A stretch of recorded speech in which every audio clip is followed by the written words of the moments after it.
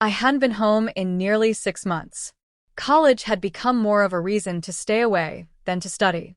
Things with my dad had gotten tense ever since he remarried. He wasn't a bad guy, just distant, like he was always somewhere else mentally. I guess I stopped trying to meet him halfway after he married her. My stepmom. She wasn't the wicked type. In fact, that was part of the problem. She was too kind, too warm, too good at filling the space my mother left behind. And I hated that I noticed. She was already waiting in the driveway when I pulled up.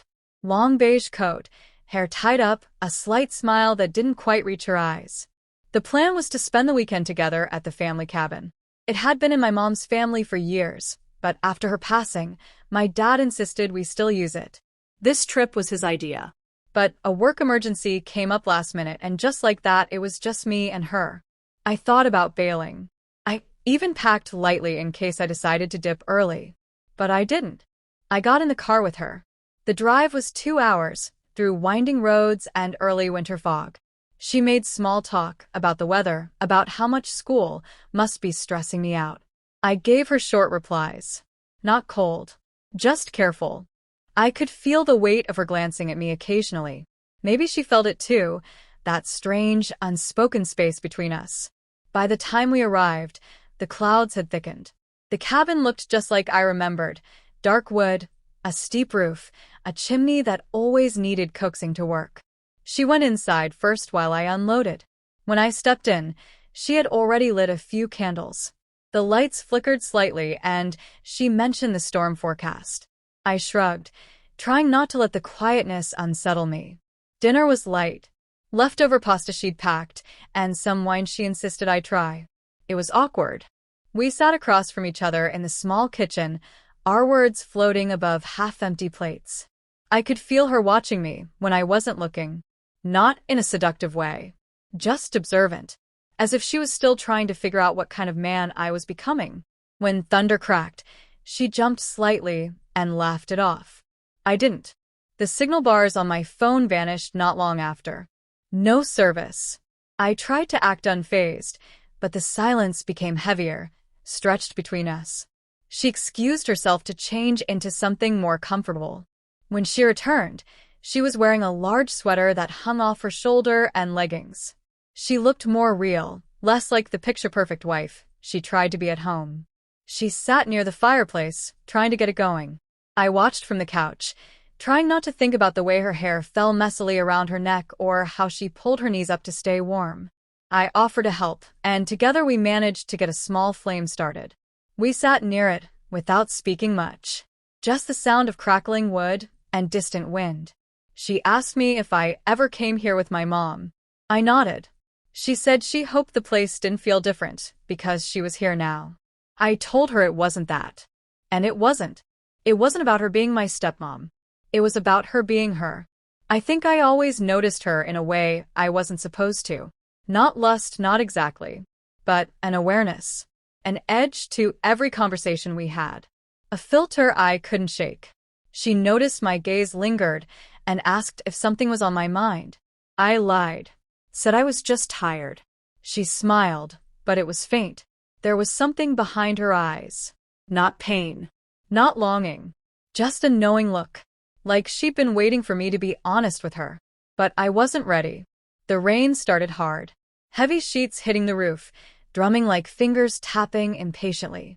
The power flickered and then cut out entirely. The room dimmed to just firelight and candle shadows. She lit another candle and sighed. I asked if she was okay with all this. She laughed again, but this time softer. I'm used to being alone, she said. Sometimes storms just make it feel louder. That sentence stuck with me. I didn't respond. We sat closer to the fireplace, and the cold slowly crept in. She pulled the blanket around her shoulders. I offered to find more wood, but she told me to stay. We weren't touching, but we were close enough for the air between us to change. Close enough that I noticed how steady her breathing was. Close enough to feel the tension wrap around my chest. I asked her if she was happy. I don't know why I asked that. Maybe I just wanted to know if I was the only one feeling this crack between appearances. She looked at the flames for a long time before answering. Sometimes, she said. But happiness isn't always loud. Sometimes it just looks like quiet. There were so many things I wanted to say after that. So many thoughts rushing through me like the wind shaking the trees outside. I wanted to ask if she was lonely, if she ever regretted marrying my dad, if she noticed how I looked at her, if she ever thought about me the way I thought about her in the quiet moments when no one else was around. But I didn't ask. I couldn't. Not yet. She stood up, said she was going to bed. Her voice was steady, like none of this meant anything. But her eyes lingered just half a second too long. I said goodnight and stayed by the fire, letting it burn down. The clock ticked softly. My phone stayed dark. My heart stayed loud. I lay on the couch eventually, staring at the ceiling beams and wondering what exactly I was feeling. It wasn't love. It wasn't lust. It was something that sat in the middle. Something dangerous. Something inevitable.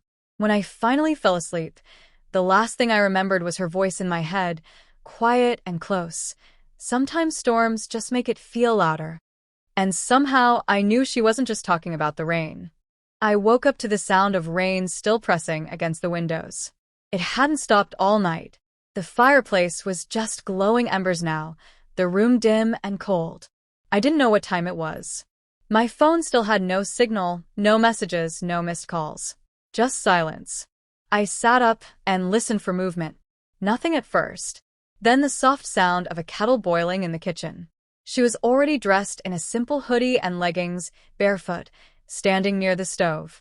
She glanced at me briefly and offered a tired smile. I nodded in return, unsure how much of the night before she carried with her. The air felt different. Something had shifted, and we both knew it. She poured tea into 2 mugs and handed me one without saying anything. I took it and stood beside her. We sipped quietly. It wasn't awkward anymore, just still. The kind of stillness that says too much. I asked if she slept okay. She nodded. You? I shrugged. Eventually, we ended up in the living room again, sitting near the fire like the night before. This time, there was no rush to speak. She reached into a drawer and pulled out an old card game. Something simple, probably meant for kids. We played anyway. A few rounds passed in silence. Then a few more with small talk. The kind that doesn't require eye contact. Then she asked if I wanted to play something more interesting. She suggested a game of questions. No rules, just honesty. I hesitated but nodded. She went first. What was the last thing that made you really angry? I thought for a second, then said, being ignored by people who should care. She didn't flinch. She just nodded. My turn. Are you happy in your marriage? Her hand froze slightly on the edge of her mug. She didn't answer right away. Then she said, sometimes I forget what happy feels like. She looked directly at me. No emotion on her face, but her eyes were louder than anything she'd said. She asked if I ever felt out of place at home. I laughed once, dryly. Like a guest in my own house. She looked at me, really looked, and said she was sorry. I told her it wasn't her fault. That was the first time I let my voice drop into something softer, something real. She noticed. The questions got closer to the edge after that. She asked if I'd ever been in love. I said no, not really. She asked why not. I said maybe I didn't know what love looked like. She didn't respond to that one. When I asked her if she ever thought about leaving, she didn't hesitate. Yes. The word sat there for a moment like it didn't belong. But it did. She looked down at her hands and added, but I didn't. Because leaving is loud. And I've been trained to stay quiet. I didn't know what to say. So I didn't say anything. At some point, she stood and walked toward the fireplace, adding another log. I followed without thinking. She sat down on the floor, legs tucked underneath her, the fire warming her face. I sat next to her, closer than before. Our shoulders didn't touch, but it wouldn't have taken much. She asked if I ever thought about someone I wasn't supposed to. The words landed heavy. I waited before answering. Yes. My voice was low. She asked if I felt guilty about it. I said I wasn't sure yet. She nodded slowly, like that made sense. She looked at me again, and this time, she didn't look away. Her face didn't move, but her eyes searched mine like they were waiting for permission. I held the look longer than I should have. I knew that, but I didn't stop. I didn't want to. The rain grew louder. The wind rattled something outside. She blinked slowly and turned back to the fire. "We should stop talking," she whispered. "It's too easy to tell the truth in storms." But we didn't stop. The silence that followed was louder than words. Her hand brushed against mine as she shifted her weight. Not a mistake. Not this time. I didn't move away. She didn't either. She asked if I blamed her for anything. I said no. She asked if I ever wondered what it would be like if things were different. I didn't answer. She turned to me, her expression unreadable. "I don't know what I'm doing," she said. "But I don't want to pretend I don't feel something." I could feel my chest tighten. I told her I didn't know what I was doing either. That it scared me. That it wasn't right. She agreed. "It's not," she said. "But it feels honest." Her voice cracked just slightly. That crack undid me more than anything else. Then the power flickered again, this time briefly returning. The lights flashed, and in that moment of brightness, we both looked at each other like the truth had finally arrived. When the lights cut back off, neither of us moved. She stood first, said she needed some air. I followed her to the front porch. We stood there under the overhang, watching the storm tear through the trees. The cold didn't touch us. Not with everything burning underneath. She spoke without looking at me. "This doesn't go anywhere after this weekend. I know that. But tonight, I just want to feel something real." Her voice didn't shake. Mine did when I replied, "You already are." She turned her head slowly, eyes wide but calm. And then something passed between us. Agreement, resignation, desire, guilt.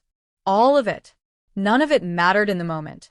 What mattered was that we didn't move away from each other. We stayed out there for minutes, maybe more, until the cold started to bite again. When we came back in, nothing had technically changed. But everything had. She wrapped the blanket tighter around herself. I sat down near her again. We didn't say anything. Just sat there, letting everything build in the space we'd made. She rested her head on her knees, turned to the side, and looked at me. I felt like I couldn't breathe. Every second passed with weight.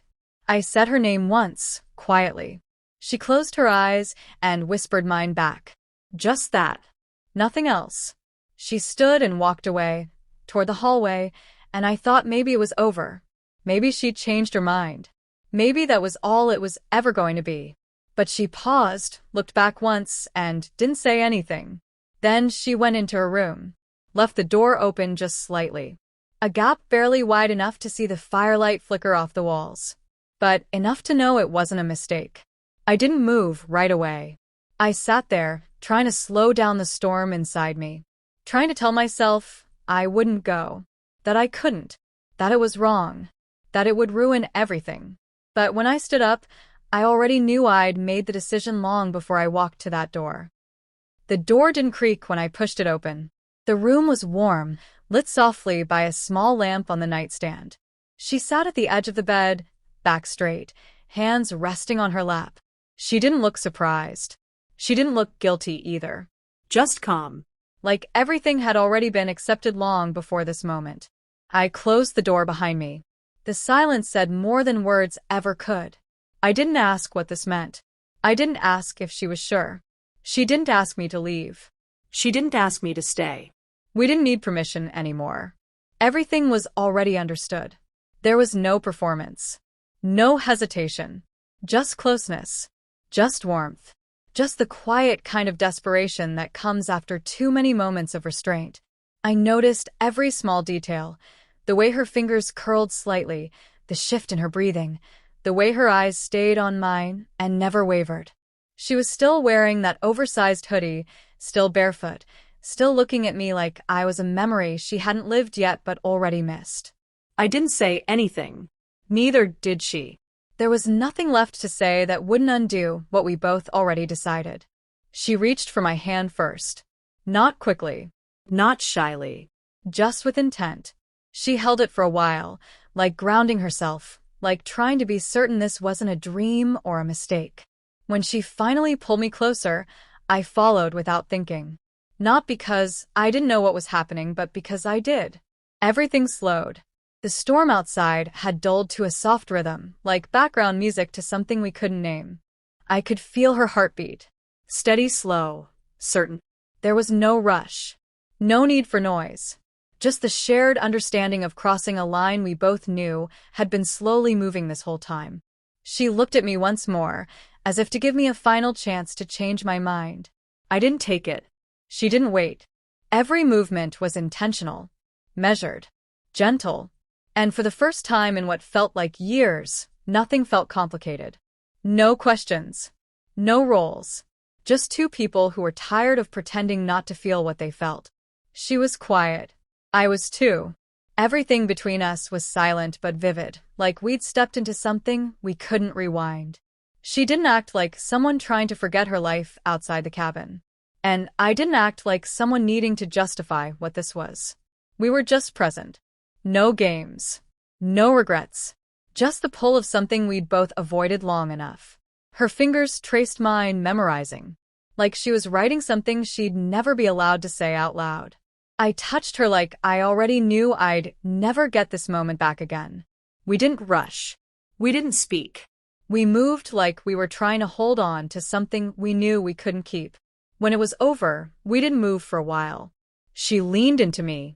I let her. My hand rested on her back. She didn't pull away. Her breath evened out slowly. I don't know how long we stayed like that.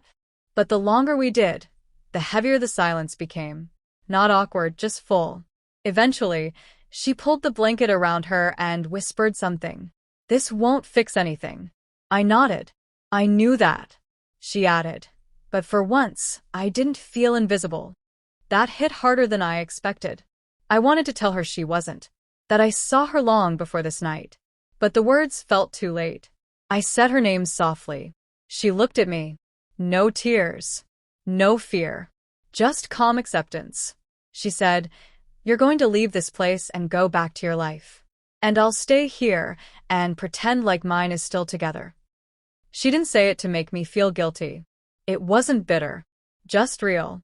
I asked her if she regretted it. She shook her head. "No. But I can't ask you to carry this with you." I told her I already was. That I probably had been for longer than I realized.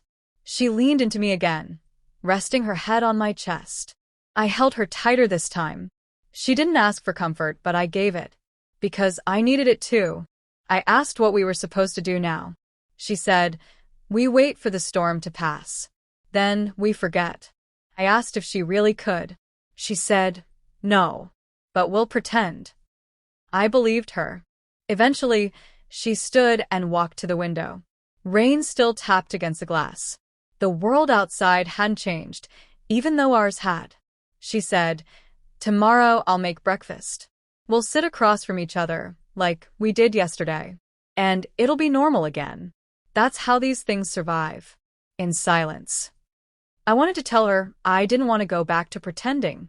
But I knew that wanting didn't change anything. I had no future with her. No role in her life, except the one I was supposed to play. And we had just broken every rule. Still, I didn't feel guilt the way I thought I would. I felt sad. Not because of what we did, but because of how right it felt and how little that would matter in the morning. She came back to the bed and curled up beside me. Her body warm against mine. Her breath slow. Her silence full of things we'd never get to say. I stayed awake long after her breathing softened. I memorized the way she looked in that light.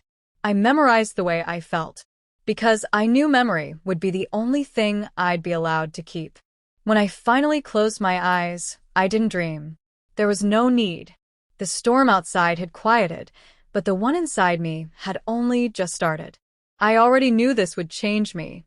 I just didn't know how yet. Morning came, without warning. The light slipped into the cabin quietly, touching everything we'd broken in the dark. She was already up, moving through the kitchen like nothing had happened. No hesitation. No apology. Just practiced calm.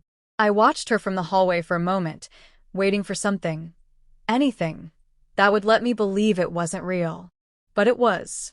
It had happened. And now we were pretending it hadn't. She looked at me over her shoulder and smiled faintly, like nothing was wrong. She asked if I wanted coffee. I nodded. No mention of the night. No mention of the room. No mention of the choice we made. Just black coffee, eggs cooking, and the sound of rain reduced to nothing more than an echo in the trees. I sat down at the table and waited. She brought over 2 plates, set them down gently. We ate in silence. Not awkward this time, just rehearsed. Like we'd both agreed on the script without saying a word. Her eyes didn't linger. Her hands didn't shake. She was composed. Distant. Like she'd buried it already. I wanted to say something. I didn't know what. I thought about asking if she was okay, but the question felt useless. I thought about saying I didn't regret it, but the truth is, I didn't know how I felt yet. She kept her gaze on her plate, eating like the routine could protect her. I followed her lead. It felt like the least I could do. After breakfast, she went into the living room and picked up the book she hadn't touched since the first night. I stood by the window, staring at the wet trees. The storm had passed. The silence outside now matched the one between us. I said I'd start packing. She nodded, still reading, not really looking at the words. The bag didn't take long to fill. I moved through the cabin slowly, touching nothing I didn't have to. Every part of it felt heavier now. Like it had recorded everything we'd done. Like it was holding the weight we couldn't carry aloud. I sat on the edge of the bed for a while before zipping up the bag. The sheets were still tangled. The air still warm. But the space between us had already grown cold. She called out, said the power had come back on fully. The roads would probably be clear enough in a few hours. I said good. She didn't answer. I walked back into the living room, and she looked at me finally. Just for a second. Then she stood, smoothed out her sweater, and walked past me toward the hallway. I followed. Not close. Not far. She opened a closet and pulled out a small box. Photos. Old ones. She handed it to me without explanation. I looked through them quietly. Her wedding day. Him beside her. Her smile smaller than I expected. Vacations. Holidays. A few pictures with me in the background. Unimportant. Cropped by life. She said, I used to think if I smiled in enough pictures, I'd start to feel it for real. I didn't respond. She continued, some people fall out of love slowly. Others just wake up one day and realize they're standing next to a stranger. I asked her when that happened for her. She said, about a year ago, maybe longer. I asked why she stayed. She said, because it's easier than starting over. Because people don't ask questions if you look happy enough. She sat down across from me again. This time, her eyes didn't avoid mine. She asked if I hated her now. I shook my head. No. Not even close. She asked if I hated myself. I said I didn't know yet. She reached for my hand again. Not like before. Not with desire. Just connection. We sat like that, holding on to something that was already slipping. I said I didn't know how I was supposed to leave and pretend this didn't matter. She said, you'll find a way. People always do. There was no anger in her voice. No sadness either. Just quiet understanding. She told me I'd forget the details eventually. Not all at once, but slowly. The exact look in her eyes. The way the firelight hit the room. The silence before everything changed. It would all fade. And I'd move on. So would she. That was the nature of these moments, brief, intense, and never meant to last. I asked if it was all just a mistake. She said, maybe. But it felt like the only honest thing I've done in years. I didn't need more than that. She didn't offer more. Eventually, I told her I should go. The rain had stopped. The road back to normal was open again. She walked with me to the door, standing just inside the frame, arms crossed. I put my bag in the back seat and turned to her. She didn't step outside. She just stood there, like crossing that threshold would make it too real. She said, you'll be okay. I asked if she would be too. She gave the smallest smile I'd seen from her. I'll survive. I nodded. She didn't cry. I didn't either. I got in the car. She didn't wave. She didn't close the door. She just stood there, watching. I pulled away slowly, the gravel crunching under the tires. I didn't look in the mirror. I knew she'd be gone before I turned the first corner. The drive back was quiet. I didn't play music. I didn't call anyone. My phone lit up with messages once the signal returned. I ignored them. The farther I got from the cabin, the more everything started to blur. But one thing stayed sharp: how real it felt, even if it wasn't supposed to. When I got home, nothing had changed. My room looked the same. My clothes were where I left them, but I wasn't the same. I moved slower, spoke less. I looked in the mirror and saw someone I didn't recognize yet. Someone who had crossed a line, not out of recklessness, but need. Days passed. Then weeks. We never spoke again. No messages. No explanations. Just absence. I found myself thinking about her at odd times. During silence. During noise. At night, mostly.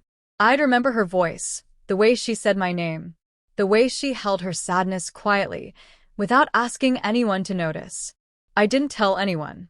There was no one I could tell. What would I even say? That I'd gone away to escape the storm and found something more dangerous in the calm? That I fell for someone I couldn't keep, in a place that didn't belong to either of us? I buried it the way she said I would.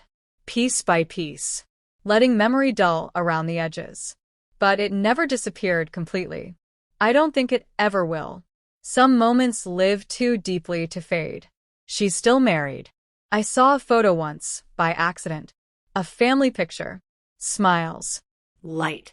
Nothing cracked on the surface. You'd never know. You'd never suspect. And that's how it survives, in silence. I don't regret it. But I carry it. Quietly. Always.